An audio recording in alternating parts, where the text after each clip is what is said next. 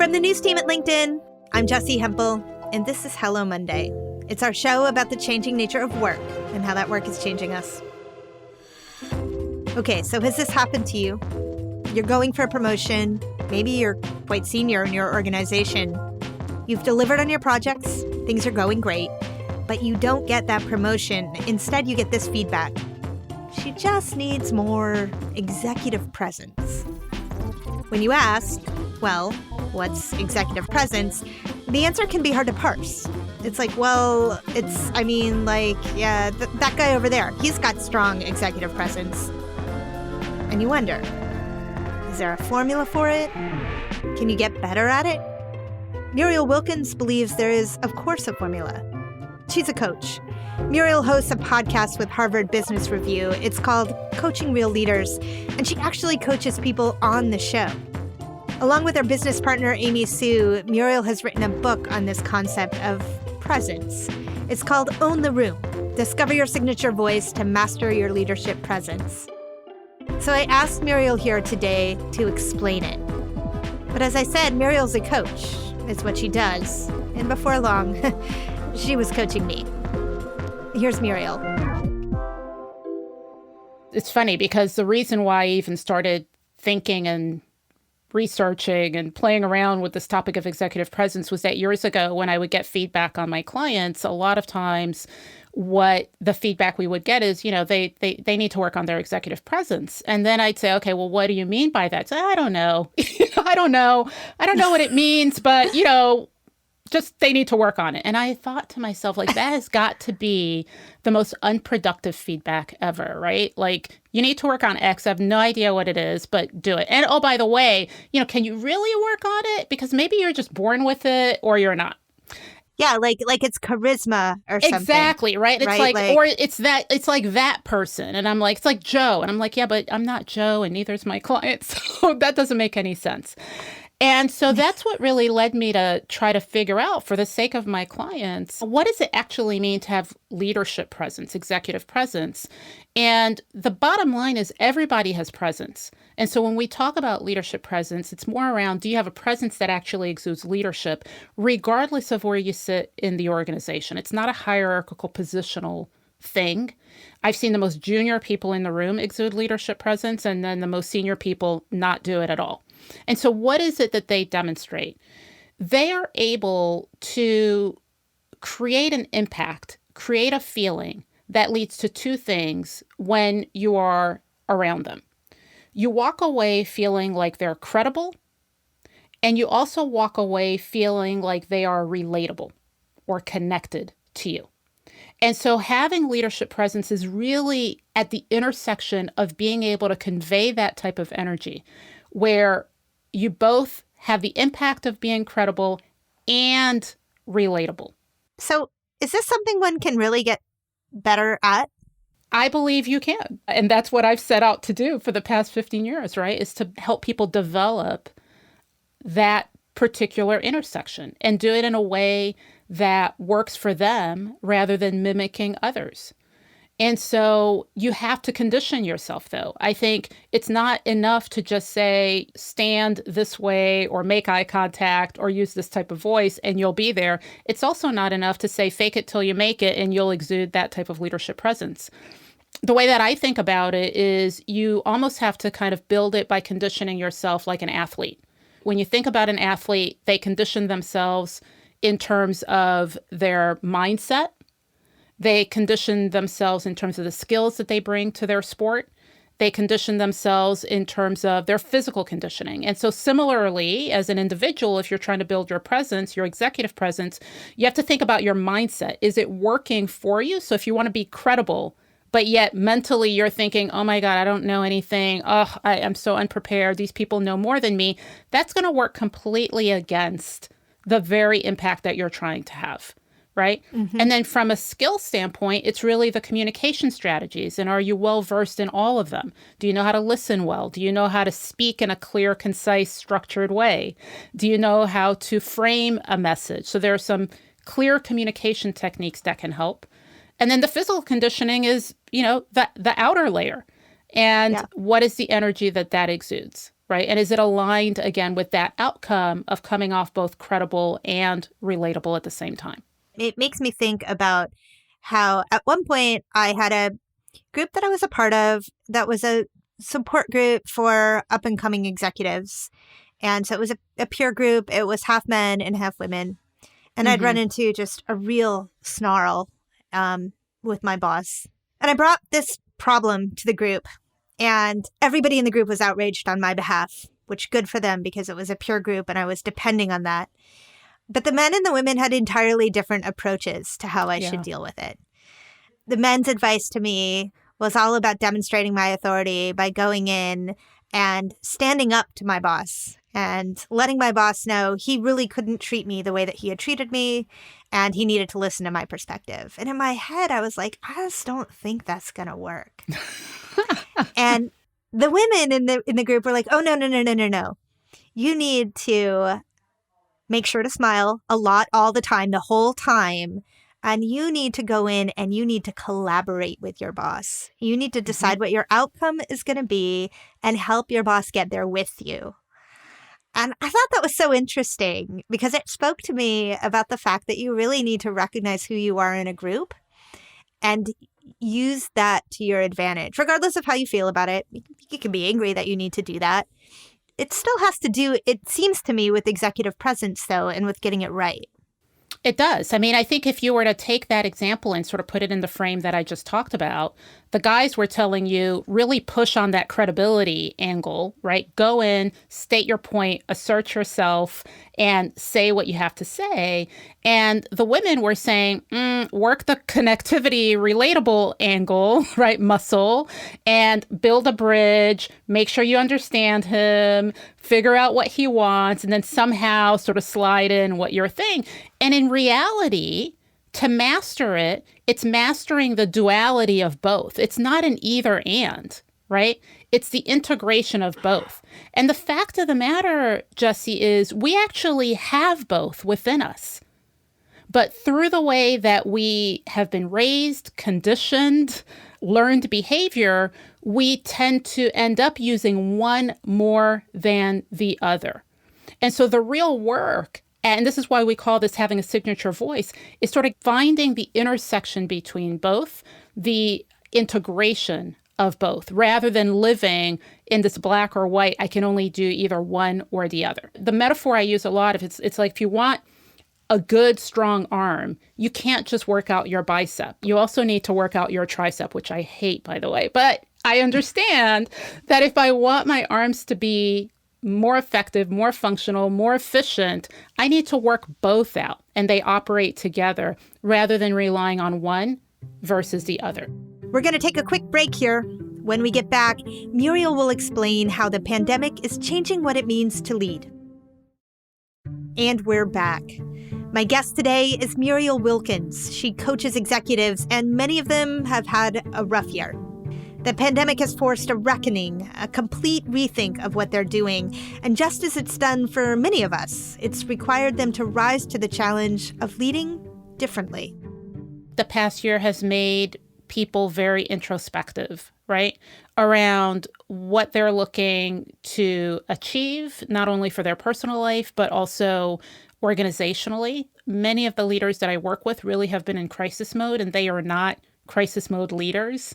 And in addition, it's made them reflective around what are the changes that need to come and how do they need to change to be able to face them. And it's kind of hard sometimes to figure that out on your own. So I'm finding that there is a bit of a, not necessarily an increased demand for coaching, but the ask is somewhat different than it was in the past. You've put words to something that I have felt and noticed, which is the moment that we're in. There was the immediate crisis way of working, modality, followed by a sort of falling away of anything that didn't feel important and a refocusing on purpose. Why am I here? What is this? What is this that I'm doing? Why does it matter? Followed by a period of trying to figure out, okay, well, how do I move forward? Like, what do I want to create? And based on this new way the world works and this new level of uncertainty I need to work within, like, how do I do that? Is that sort of Yeah. what you're getting at? Yeah, absolutely. I mean, I think it's, trying to figure out not only how do I need to adapt, but how do I bring all those who work with me, particularly if I'm leading people, how do I bring them along to also adapt? So it's not just a responsibility to yourself and to your family, if you have a family that you live with, but it's also this whole notion that all of a sudden you're also responsible in a really real way for other individuals where work made up a huge part of their life. And I think this word adaptability and change is the one that really has hit home. Like, you cannot have gone through this past year without coming face to face with how you deal with change. And on the one hand, I've seen people very much resist it. And on the other hand, I've seen others embrace it and see it as opportunity. As I see sort of leaders come to coaching, it's even helping them determine for themselves, like, which path do you choose? And how do you want to be? How do you want to respond to what's happening in the world? I mean, beyond the pandemic, we also had all of the racial injustice that came really to fruition last summer, and helping leaders through that. It just all came to a convergence in a way that weren't really issues that many leaders or individuals had to deal with before. It seems like leaders need to step up to fill a bigger type of role for their employees, right? Corporate leaders in particular. Employees who may be dealing with economic uncertainty, family uncertainty, health uncertainty. They need something different from leaders.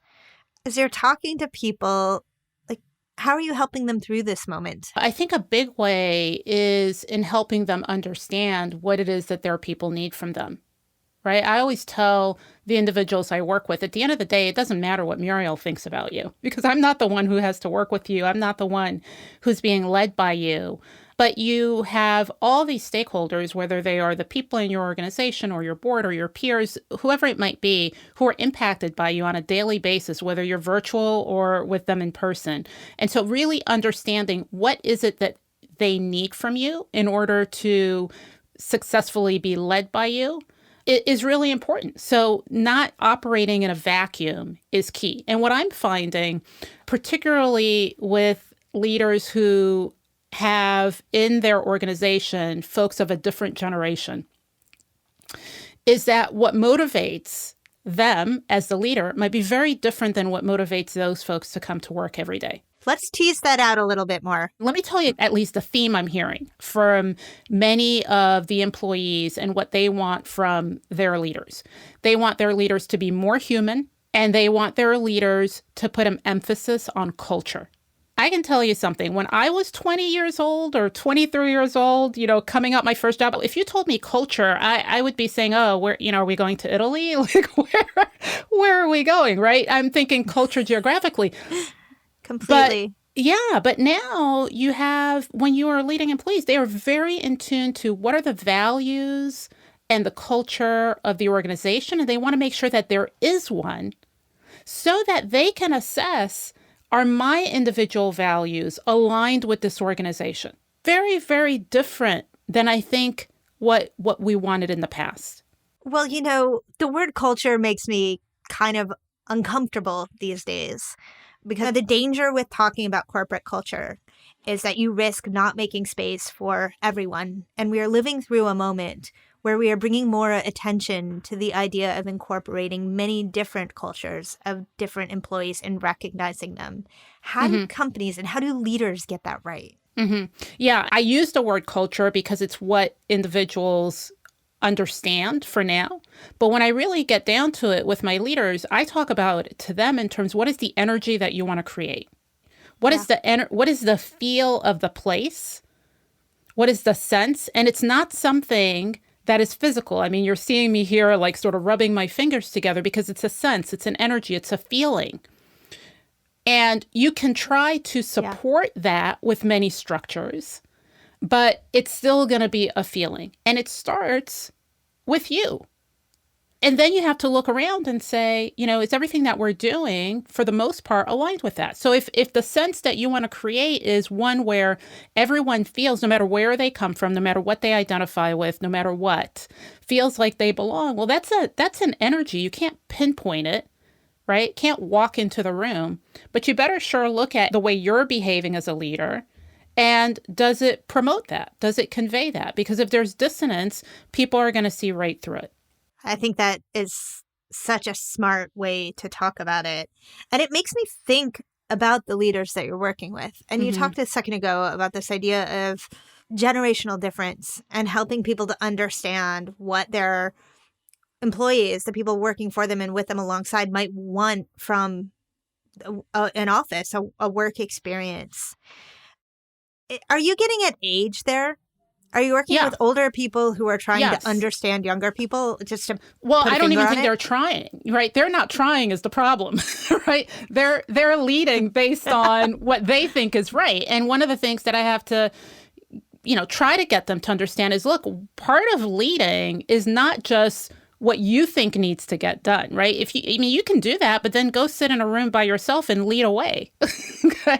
But if you're leading an organization, there are other people around you. And if you truly want to motivate them and inspire them, which is what they all say they want to do, then you really better understand what is it that inspires them at the root of being inspirational. And this is not meant to get religious or dogmatic in any way, but at the root of the word inspirational is spirit, right? In spirit. And where does the spirit lie? Within. And so if you can't tap into what lies within that individual, what is the value or the level of importance or what it is that they deem as important, if you can't tap into that, there's no way you can be inspirational. There is an age difference. There could be demographic differences, any differences. At the end of the day, though, from a generational standpoint, certainly people get very stuck on, well, this is the way that I came up. Therefore, ergo, and I was successful. Therefore, this is the way it also needs to be done. And I say, not really, because, guess what? Like in 5 years or 10 years, let me be a little more optimistic, you're not the one who's going to be leading this organization. They are. So you better pay a little attention to what's happening there. I find this so challenging. Even as you say it, our listeners can't see me, but I've got this uncomfortable look on my face because I'm just reflecting on my own experience in my workplace and how much I struggle. I'm in my mid-40s and I struggle so much to remember that people coming into the workforce right now don't expect it to work the same way that I did when I was 23, 24, 25. Don't want the same things from it. Don't perceive the same things as opportunity from it. I know that's true intellectually, but I have a lot of trouble operationalizing it. And I'm thinking about this all the time. So I just want to acknowledge this is hard stuff. Look, I hit 50 last year, and so I've had to deal with it for myself. I mean, not even if you think about it organizationally. I look at my kids and I'm like, that's not the way I did things, right?